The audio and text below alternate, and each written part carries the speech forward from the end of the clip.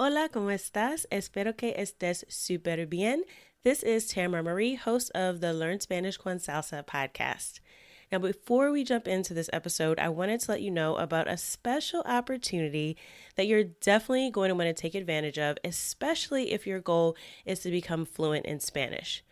For a limited time only, my team is opening the doors to listeners of the podcast to take advantage of a free language coaching session. Now, in this session, it's not just we're teaching you about verbs or grammar, but we're really going to do a deep dive into what are your goals for learning Spanish, assess where you are on your journey to fluency at the moment, and help you map out a 90-day plan for how you can get to fluency. So we are going to help you take your Spanish to the next level, whether you're afraid of speaking Spanish or you just get a little bit nervous when you're talking to native speakers, or maybe you've got some of the basics down, but you really know that you struggle with getting your Spanish to flow and your listening skills aren't up to par. Whatever it is, even if it is a specific grammar issue, we will help you map out how to tackle that. And normally these sessions do cost, so we are offering a few slots for free. There are limited spaces available and they'll only be open up through the end of the month. So make sure you sign up. Go to SpanishConSalsa.com/coach. That's SpanishConSalsa.com/coach to book your free language coaching session where we will help you map out a 90-day plan to get to Spanish fluency. Okay, let's get started with the episode.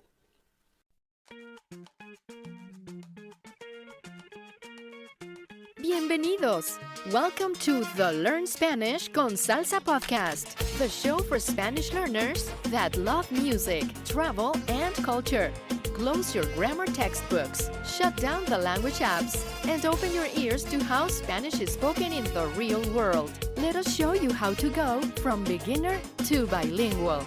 Here is your host, certified language coach, Tamara Marie.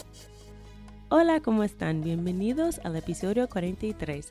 Welcome to episode 43 of the Learn Spanish con Salsa podcast.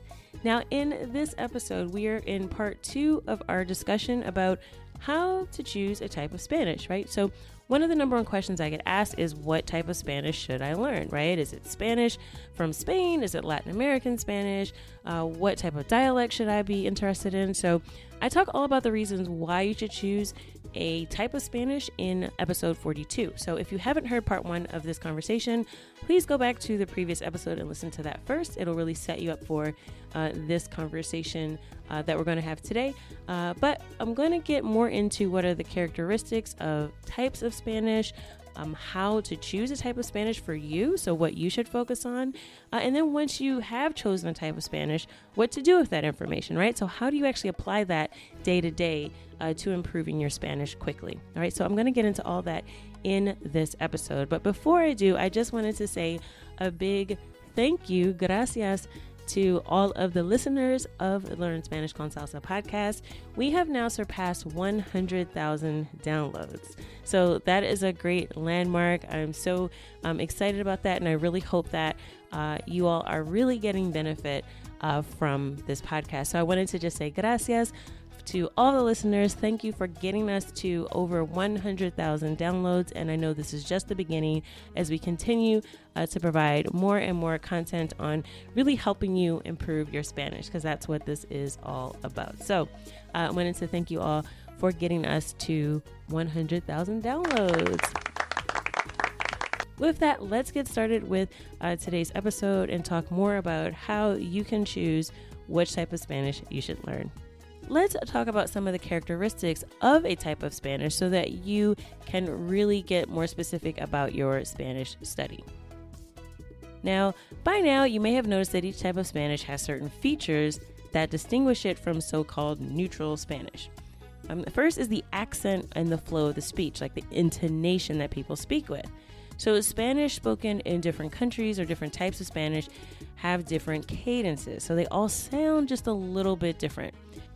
So think about the difference between hearing a British person, an American, or an Australian speak. So although all of us are native English speakers, the flow of speech and our accents are very different. And also the pace of speech in a conversation between friends can be different from how Spanish is spoken in a boardroom. So it's also very different from the way Spanish is spoken on the evening news or in telenovelas, right? So think about the different types of the flow of speech and the accent that people have as being a characteristic of a type of Spanish. Another characteristic of your type of Spanish will be colloquial expression. So this is any idiomatic phrases, things that are used throughout a particular region that unfortunately some people will call it slang, right, or informal language, and people would say, oh well, this isn't important because educated people don't speak that way.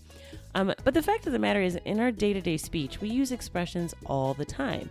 In fact of the matter is an expression, right? It doesn't really have a literal translation into another language. So just kind of think about the way people talk. I mean, these types of expressions are so pervasive that we probably don't even realize we're using them most of the time. And they can vary not only by country, but also by the context in which you're in and what you're using the language. So this is another characteristic of the type of Spanish that you're learning. And the third one would be unique vocabulary. So again, depending on what type of Spanish you learn, the words for things may be different. So I talked earlier about the example of sumo versus jugo. So this really makes choosing a type of Spanish important, especially when you're learning new vocabulary. So when you look up a word in a dictionary, you might be given several definitions, and you really will want to know which one to choose. And this is super important because sometimes the same word can have a completely different meaning in a different country or context. So if you use a good dictionary like wordreference.com, or if you go to RAE or the Real Academia Española, the countries or regions are also sometimes listed so that you'll know where and how each word that you're looking up is used.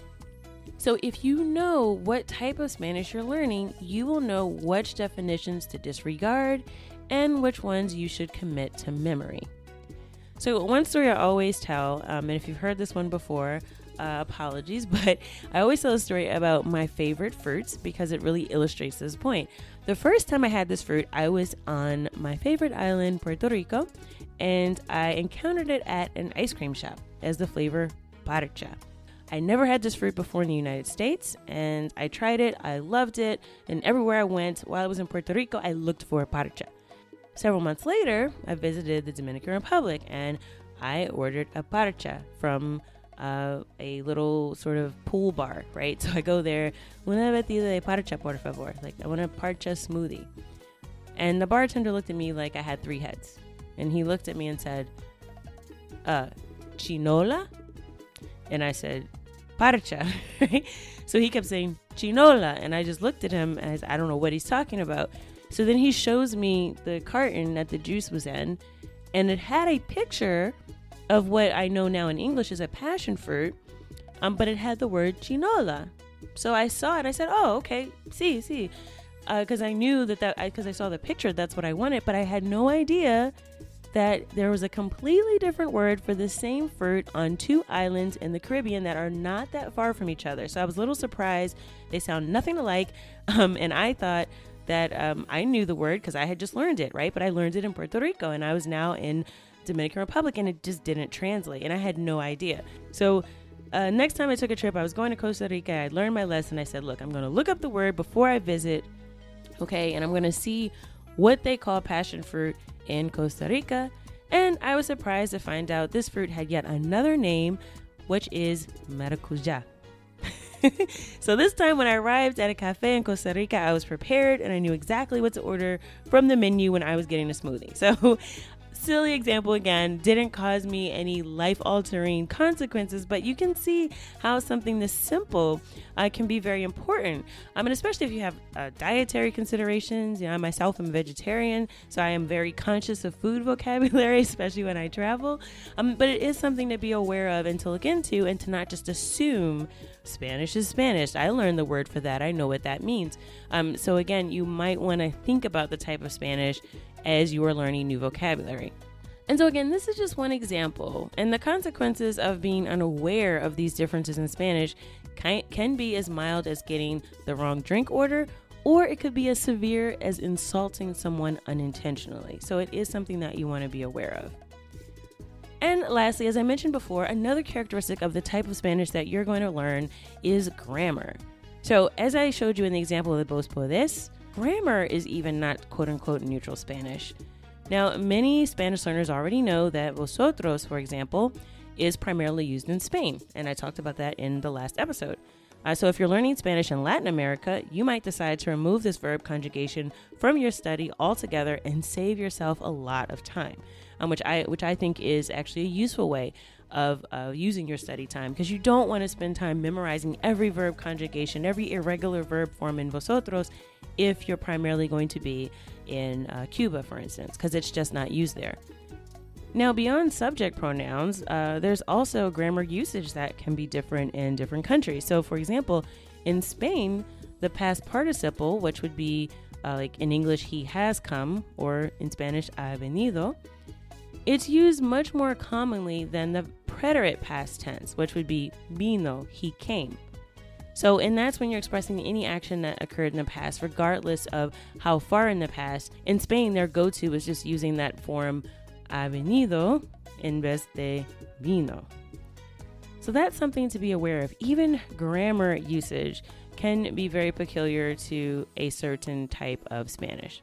So the bottom line is this: from listening comprehension to speaking Spanish in conversations to grammar, choosing which type of Spanish you are going to learn is critical to efficient and effective mastery of the language. So now, if I have convinced you by now, which I hope I have, you might be wondering, well, how do I pick which type of Spanish that I'm going to learn? Now, I think by now you realize that you need to be specific about your learning goals and decide which type of Spanish that you should learn. So to get started choosing the type of Spanish for you, think about some of these questions, and this is just to get you started. One, think about who will you be speaking to? Are you talking to family members, friends, clients, coworkers? Think about who you plan to speak to in Spanish and how you're going to use the language in your day-to-day life. If you live in the United States and you're not living in a Spanish-speaking country, or live somewhere else in the world, you might think about, where are most of the Spanish speakers in my community from? And this might surprise you. You might find that there's places where there's unexpected populations of Spanish speakers from a particular country. I know, for instance, one of the members of Spanish con Salsa was telling me recently that she had spent some time living in Germany, and there was a large population of Spanish speakers from the Dominican Republic in this certain town in Germany. And I was surprised to hear that, because, Germany is a little ways away from the Caribbean. So it just doesn't seem like a common place to find a large Dominican population, but there was there. So again, you might want to think about this as you're going through. Look at what type of restaurants are around in your neighborhood and different neighborhoods. See if you can find some stats on that. There are some websites that can give you some information about the people who live in your community. But it really might aid you in figuring out who you might run into and who you want to build relationships with. So if your goal is to learn Spanish where you are, think about where the majority of Spanish speakers are from that are in your community, and that can help guide you on picking a type of Spanish. You also might want to think, if you already have friends that speak Spanish, well, where are the majority of your friends from, or where are your best friends that speak Spanish from? Or what's the next Spanish-speaking country that you would like to visit?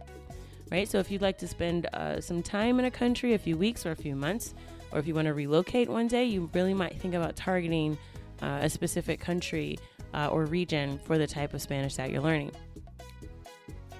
If you're learning Spanish for your profession, think about, what is your line of work? What is it that you need to be able to talk about? Because again, that context is very important. Are you speaking in formal settings, or are you speaking informally? And that'll again dictate the type of grammar that you learn and the types of words and vocabulary that you learn as well. You also might want to think about the subjects you'll be most likely to talk about and topics that interest you. So anytime you find something that you're passionate about, and this goes for anything in life, but in language learning as well, if there's something that you're passionate about, you're going to want to learn about it, and you're going to want to talk about it. So think about the things you already talk to your family and friends about, If your goal, again, is to learn in a more informal setting and you want to have those one-on-one conversations with people, think about the things that you're excited to talk about. These are the things that you will communicate your passion for and that you'll find a lot more interest in when you're trying to learn new vocabulary. So I would focus on those things. And again, that will help you begin to focus on a type of Spanish, because remember, it's not just the region, it's also the context. Okay, so think about some of those things that you're passionate about. So those are some questions to ask yourself just to get started. So like I said earlier, there are several different examples. If you want to focus on a specific country, you can do that. You can focus on a region. So for instance, you can be as specific as saying you want to learn Spanish from Guatemala and you want to learn for nurses, right? Because you're going to work in a hospital setting. You want to help people in Guatemala. You want to move there one day. Or let's say you're a nurse that serves a large population that's from Guatemala in your day-to-day work already, right? That could be a type of Spanish to focus on, because there are probably a lot of things about the culture in Guatemala that are different than other areas that you want to be familiar with, especially if you have to talk to families about medical issues, right? There's a lot that you're going to want to focus on in that. So that could be a target for your Spanish study. That could be your type of Spanish, right?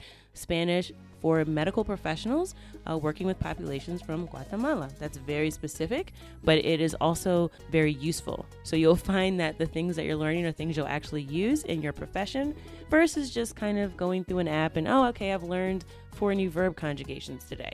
But you have a patient in front of you that you can't talk to, right? So again, it's what's going to be most useful to you, and this type of Spanish really helps you focus on that.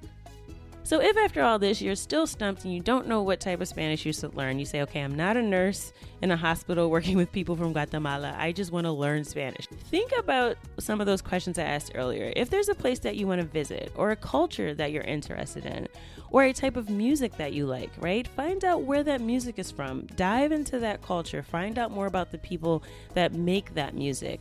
If you have a certain number of countries on your bucket list, right? Look at the country that you most want to go to. Because again, the more this is connected to something that naturally drives you, that you're naturally interested in, it'll be so much easier to learn the language. So if you want to retire in Costa Rica one day, focus on Costa Rican Spanish, okay? Because in the long run, that will be much more useful to you. So again, if you can't think of a type of Spanish to learn, try to identify a region, if not a country, and also just look at conversational Spanish, informal Spanish. Look at being able to talk about some of the topics that you find interesting, and that will get you started. And as you get into it, you may find that your goals become more specific and you can actually narrow it down a bit more. But at minimum, I would pick a region, either, like I said, Caribbean, Central America, South America. But again, if you're going to go for Argentina, I would focus on Argentina because their Spanish is very different.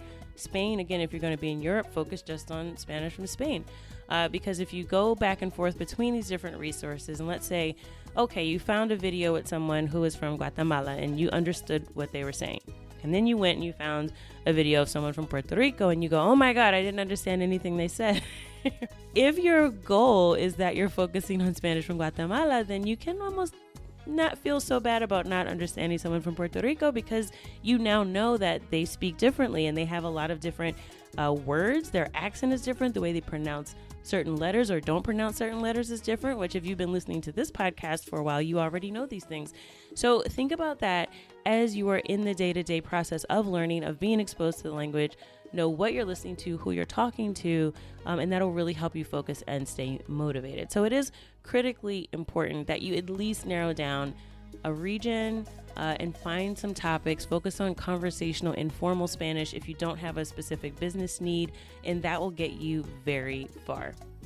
Now that you've picked a type of Spanish, what do you do with this information? So there's a couple different things you can do to apply this to your learning and adjust your study plan and your Spanish practice time accordingly. The first and most obvious way to do this is in the conversation partners and tutors that you select.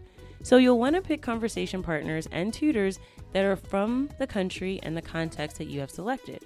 So oftentimes when you're looking for tutors, if you're using a site like italki, And again, you can get a credit if you sign up for italki using our special link, and I'll include that in the show notes as well. You can get a free $10 credit to use towards your first tutoring session on the website. But they do have a very good filter where you can look by country of origin, right? So you can pick tutors. In my Costa Rica example, you can pick tutors from Costa Rica. Now, I did this when I was planning a trip there several years ago. I just exclusively focused on talking to people from Costa Rica. And I talked about this too in my travel preparation episode, and I'll include a link to that as well in the show notes. But essentially, I use that as a way to get ready for my trip. But you can use those filters on a site like italki, and you can go through and you can say, okay, I want to find every tutor from Costa Rica. Okay. And you can target talking to people that are just from that region. That'll really make the best use of your conversation practice. And it will be immensely more useful if you do that targeting versus just randomly talking to anyone that you find on the website. You can also watch some of their intro videos and see if they have a specific interest in common or profession. So if you're a lawyer, you might want to find another lawyer to talk to so they can help you with some of those legal terms. So look at things like that. Think about their interest and where they're from, the context and the region, okay? And let that help you choose your tutors and your conversation partners. And often if you're doing a language exchange, you also will find a write-up of, someone will tell you where they're from, and they'll also tell you what their interests are, right? That's usually the first thing on their profile. So that, again, will help you with your context. If you want to talk about the arts, you want to find someone else who's interested in arts, that'll be a very specific set of vocabulary that someone who's not interested in the arts, no matter what language they speak, will have no idea what you're talking about. So the context is also very important. So use that as you are picking conversation partners and tutors so that you can really get some practice talking to someone that also speaks the type of Spanish that you are learning. The second thing is the Spanish courses and apps that you choose. Now, although a general Spanish course will get you through the absolute beginner phase, you will want to find courses, websites, and apps that are specific to the type of Spanish that you're learning. And these days, that's not really hard to do. At minimum, you will want to at least choose between Castilian Spanish and Latin American Spanish. And again, I find that to be very broad, but it is a good starting point as you narrow down. I know Spanish Pod 101 has an awesome regional Spanish series, which again, I used when I was prepping for my trip to Costa Rica, but they also have courses for Spain, Mexico, and Peru. So you can find courses that are specific to your region. And as you're familiar, CaribbeanSpanish101.com, we also have courses for Cuba, Puerto Rico, and Dominican Republic. You'll also find courses if you use an app like Mango. They do have some specific courses that are on business Spanish or medical Spanish, for example. So you have those different contexts as well. So when you're looking for courses or any apps that you're using, look for things that are specific to your type of Spanish. And if they don't identify it, you can always ask, right? And they usually will have an answer, but pay attention to that as you're looking for resources. The third way you can begin to apply this to your study is audio and video content, right? So a lot of us are listening to podcasts, we're listening to music, we're watching videos in Spanish, TV shows. So you're going to want to target your exposure to content that is in the type of Spanish that you've selected from the beginning. And I say from the beginning because it's, again, really important to target the exposure that you have to the language. Now, if you just think about this in practical terms, let's say you were a native Spanish speaker and you were growing up in Buenos Aires. The only Spanish you would hear would be Spanish from Buenos Aires for years. And not until you get older, right? Maybe you meet other people, maybe you travel, then you start to hear these different accents and you go, oh, these people speak differently than I learned in the way I grew up. So you kind of want to mimic, being a native Spanish speaker. So pick a home country, right? And I've said this before, but just pretend that you are a child learning Spanish in a Spanish speaking country and pick your home base. As artificial as it might be, it's also very helpful to get you to a higher level of proficiency very quickly and to also get you more comfortable speaking to one type of person very, very well. And then that will help you as you start to meet people from different countries as well. Okay. So look for content from the countries that you're interested in. Learning how people speak in real life is very important. So using a service like Yabla, and you can go to yabla.com/salsa to sign up for Yabla. that, again, they have a filter that allows you to select different countries, and they also have a variety of topics and levels. So if you're a beginner or if you're an advanced learner, you can choose that in the filter on the site, and they have a few thousand videos, so I'm pretty sure you'll find something that you are interested in. So this allows you to not only review the clips with authentic Spanish content, but there's also transcripts and specific vocabulary for each video. And again, every video shows the country of origin, so you can filter if you want to just focus on Venezuela, for example. You can filter by that, and you can find music, you can find travel videos, you can find people just having informal interviews.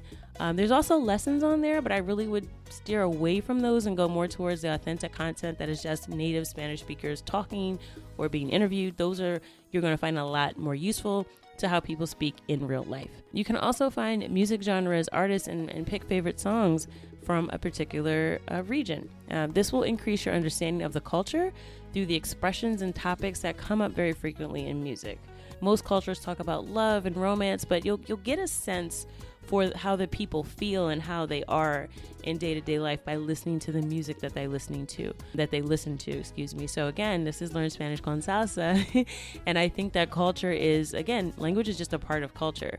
So it's integral to the learning process. And if you ignore culture, you really are ignoring the people who speak the language, which is very unuseful, right? If you've got perfect grammar, but you don't know what salsa music is, I mean, it's not going to be an interesting conversation. So just kind of think about that when you are selecting both audio and video content.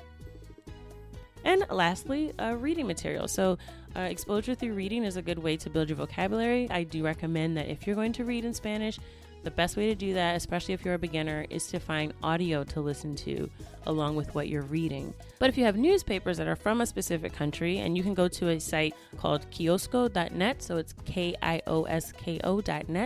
they actually have the front page of newspapers from all over the world. So not just for Spanish, but any language, any country that you want. You can find some newspapers that you can follow. So if you are interested in Puerto Rico and you want to read the news from there, you can go right to the source instead of sort of getting it second and third hand from media in your country. There's also TuneIn, which is a radio app. I think also there's a website you can access it, so you can listen to live streaming radio from around the world. So again, if you want to know what's going on in Puerto Rico, you can listen to the radio in San Juan. That's how powerful that service is. So anytime you're thinking about materials that you're reading or things that you're listening to, definitely focus that on your region. And again, there's a lot of different websites and blogs and magazines that'll be about the type of Spanish you're learning. So I'll give you an example. Several years ago, I found a newsletter that was actually for mothers of young children, which was very important to me at the time. And I was getting regular messages on that. It was one of those, websites that updates moms like, oh, your baby is 1 month old, now 3 months old, now 5 months old. Here's what to expect. So I was getting those emails in both English and Spanish. Again, think about those ways to incorporate those materials into your learning and just really be more focused about it. And I hope by now, I've really convinced you that selecting a type of Spanish can speed up your path to fluency because it will give you the intentionality and focus that you need to be very specific and to make progress quickly. All right. So I'm curious to hear from you. What type of Spanish will you be learning? Leave a comment on Instagram at Learn Spanish con Salsa.